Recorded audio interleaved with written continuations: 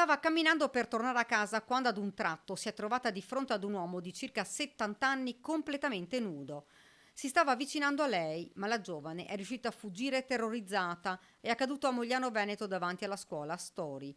A lanciare l'allarme via social il papà della ragazza che in un post ha scritto: fatto grave e preoccupante perché è accaduto in una zona, tra l'altro, frequentata soprattutto da giovani. Il sindaco Davide Bortolato, appresa la notizia, ha subito lanciato un appello: rivolgetevi ai carabinieri. Beh, è un fatto grave, un fatto bizzarro che preoccupa. Quello che chiedo è che la ragazza insieme alla madre si rechino dai carabinieri per fare la denuncia in modo che si possa risalire al responsabile di questo comportamento assolutamente grave, perché aggirarsi di notte e nudi per strada non è sicuramente una cosa che si può accettare e vedere. Un fatto inquietante sul quale si spera possa essere fatta presto luce. Solo con la denuncia presentata dalla ragazza e dalla famiglia si potranno avviare le indagini da parte delle forze dell'ordine e visionare le telecamere di videosorveglianza della zona.